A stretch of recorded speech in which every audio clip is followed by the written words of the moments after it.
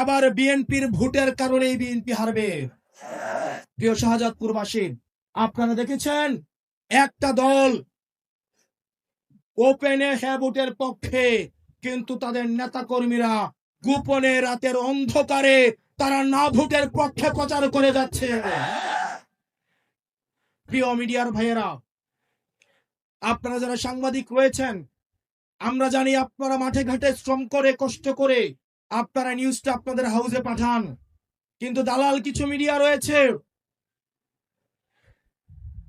দালাল কিছু মিডিয়া মালিক রয়েছে, তারা ব্যক্তিগত স্বার্থ অর্জনের জন্য 5 আগস্টের পরে আমরা যখন ছাত্র জনতা সরকার গঠনের প্রস্তুতি নিচ্ছিলাম, মন্দির মসজিদ পাহারা দিচ্ছিলাম, অমুসলিম ভাইদেরকে বাঁচানোর চেষ্টা করছিলাম, নিরাপত্তা নিশ্চিত করছিলাম, তখন একটা দলের লোকেরা মিডিয়াগুলোকে দখল করেছে, ব্যাংকগুলোকে দখল করেছে, সরকারি অফিসগুলোকে দখল করেছে, কৃষক শ্রমিকের জমিগুলোকে দখল করেছে।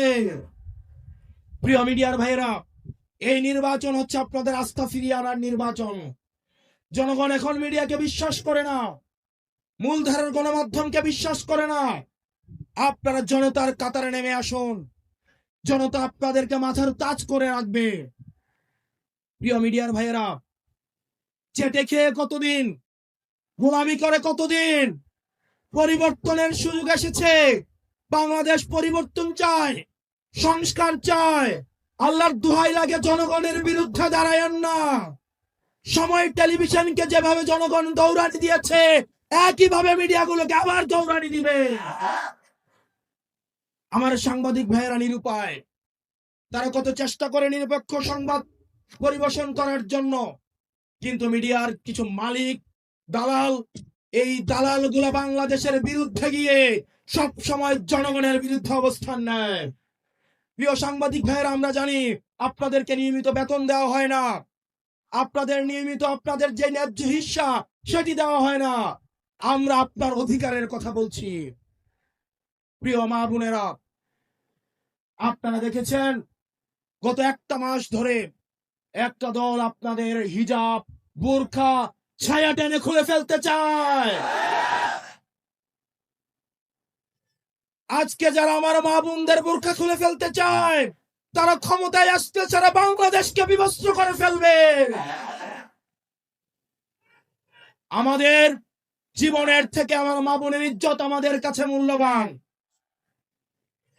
আমার মা বোনদের কাছে করজোর করে অনুরোধ করছি, আগামীর বাংলাদেশটা আপনার সন্তানের ভবিষ্যৎ নির্ধারণের বাংলাদেশ। আজকে যদি আপনারা ভয় পেয়ে থেমে যান, আগামী বাংলাদেশে আপনার সন্তানের চাকরির জন্য আবার লেজুর বৃত্তি শুরু হবে, আবার ঘুষের রাজত্ব শুরু হবে, আবার চাঁদাবাজি শুরু হবে। আপনারা যদি ঘুরে দাঁড়ান, এই ভয়কে জয় করতে পারেন, আপনাদের রাজনৈতিক ম্যান্ডেট নিয়ে প্রচারণার জন্য আপনারা প্রত্যেকটা ঘরে ঘরে যাবেন, প্রত্যেকটা বাড়ি বাড়ি যাবেন, প্রত্যেকটা নারীর কাছে, প্রত্যেকটা হাড়ির কাছে আমাদের স্বপ্নকলি এবং 11 দিন ঐক্যবদ্ধ জোটের প্রচারণা আপনারা চালিয়ে দিবেন। যদি কেউ বাধা দিতে আসে, আমরা ভাইয়েরা আপনাদের জন্য বুক পেতে দিব, আমরা জীবন দিয়ে দিব, কিন্তু মা বোনের ইজ্জত আমরা কখনোই হারিয়ে দিব না। প্রিয় মা বোনেরা, নির্বাচনের আর মাত্র 4 দিন বাকি। এই 4 দিনে আপনারা শাহজাদপুরের প্রত্যেকটি ঘরে ঘরে, প্রত্যেকটি বাড়ি, প্রত্যেকটি নারী, প্রত্যেকটি ঘর, প্রত্যেকটি বরের কাছে শাপলা কলির মার্কার প্রচারণা পৌঁছে দিতে হবে। আমরা প্রয়োজনে পায়ে ধরে বসে থাকব। বিশ্বাস করেন, এবার বিএনপির ভোটের কারণেই বিএনপি হারবে। বিএনপির নেতা কর্মীরা উদ্গ্রীব হয়ে বসে আছে শাপলাকলিতে ভোট দেওয়ার জন্য।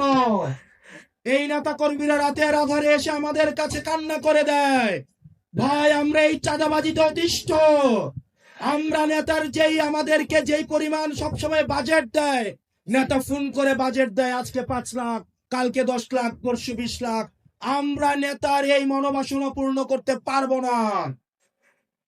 প্রিয় বিএনপির নির্যাতিত নিপীড়িত ভাইয়েরা, যারা আপনারা জিয়ার আদর্শে বিশ্বাস করেন, বেগম জিয়ার আদর্শে যারা বিশ্বাস করেন, দীর্ঘ 17 বছর নির্যাতন নিপীড়নের মধ্য দিয়ে গিয়েছেন, বসন্তের কোকিলের মতো যারা উড়ে যান নাই, যারা এলাকায় থেকেছেন, হাসিনার বিরুদ্ধে লড়াই করেছেন, আমাদের এই ইনসাফের রাস্তা, আপনার রাস্তা, আমার রাস্তা একই রাস্তা, এই রাস্তায় আপনাকে স্বাগত জানাই।